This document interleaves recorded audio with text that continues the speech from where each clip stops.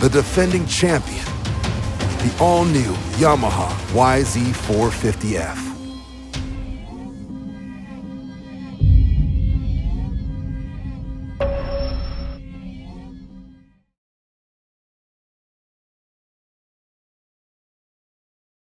What's up guys, Trevor Hunter here at Dirt Bike Tests, and today we're talking about Big Bertha. We've got IMS's big 4.5 gallon gas tank for the newer KTM Huskies. This thing, it looks big, it feels big, it is big, and today we're going to talk about it. So starting off, why would you want something like this? And there's two different reasons, and you could either want one or the other or both. We were looking for both of these reasons, and this is why. So starting off, you want this big tank to go the extra mileage. Plain and simple, if you're doing long backcountry rides, riding through the desert, kind of more adventure style riding, or if you just don't want to carry gas or don't have any access to gas on your ride, then this big 4.5 gallon tank adds about 1.5 gallons to any other tank out there, and obviously that increases your range quite a bit. So, and another reason that you may want to use this tank is you're looking for a little more stability, keep your bike planted, especially at higher speeds, and this tank definitely does that. So starting off there with the more stability, the heavier feel. Dirt bikes, weight on a dirt bike isn't necessarily all that bad, despite what a lot of people may think. Just because it looks light on paper doesn't mean that translates really well to the dirt. Yeah, so the KTMs, they're much lighter on paper than just about every other bike out there, and because of that, they do suffer a little bit in the stability, and keeping the bike planted isn't always its strong suit, especially if you're running air forks up front.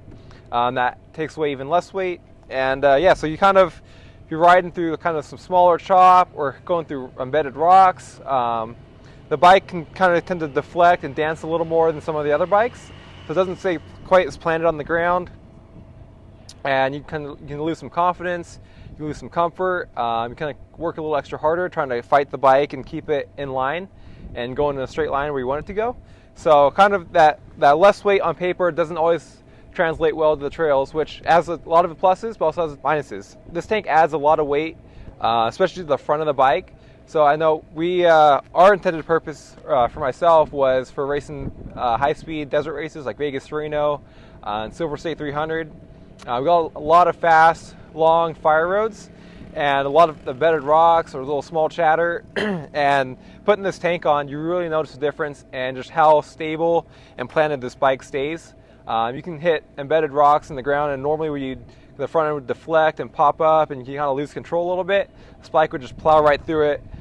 You wouldn't even feel it or notice it. So in some ways it added a lot of safety, which when you're going 80, 90, 100 miles an hour, that goes a long way. So yeah, this tank, the extra weight, and really if you're going high speed, there's not a lot of turns, especially if you're not in a lot of soft terrain, there's not as many drawbacks as you may think. Yes, is it wider than stock? Absolutely. As you can see, the tank extends as part of the shroud, so it's much wider, and it extends out really far, way past the radiators and almost past the forks as well. So the weight extends out far, and there's a lot of it, add an extra 1.5 gallons of capacity. But like I said, it adds some safety, adds stability, keeps the bike planted. A lot of back in the day, the XR650 ruled the roost down in Baja, and that's a very heavy bike, big machine, yet it got the job done. It proved to be very effective in that terrain, and this tank is mimics the XR650 in a way, in that it adds a lot of weight, but it goes a long ways and it can be beneficial in the right circumstances. The biggest time we felt this tank was a hindrance was anytime you're in the sand, especially cornering. The front end wouldn't push and tuck, and it's very hard to corner and ride at speed with this tank, and tighter sand washes and just softer terrain in general. And then also as you get into rougher terrain, especially big whoops, and just the rougher, the bigger the bumps got, the worse it handled as well, just because it became a lot of extra weight to manage and to keep in line. So where that weight comes in on the positive in the smaller stuff, it's a negative in the bigger stuff and when it gets soft. So you kind of, depending on your riding terrain and what you're looking for, you can kind of decipher whether this big tank would be very good or would not be so good for you. And talking about fuel mileage, it's kind of just, a lot of it depends on how much fuel you use and how you ride the bike. But kind of doing some race miles like in Vegas, Reno, or Silver State 300, we were pretty comfortably making 115, 120 miles on a tank of fuel, which is extended our range quite a bit, whereas before kind of 75 to 80 miles was pushing it.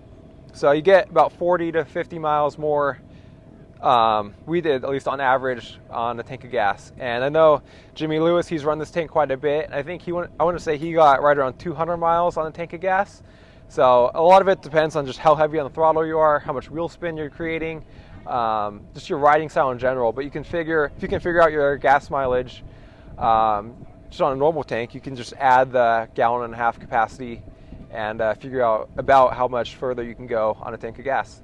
So overall, this tank is very effective. A lot of pluses, some drawbacks as well.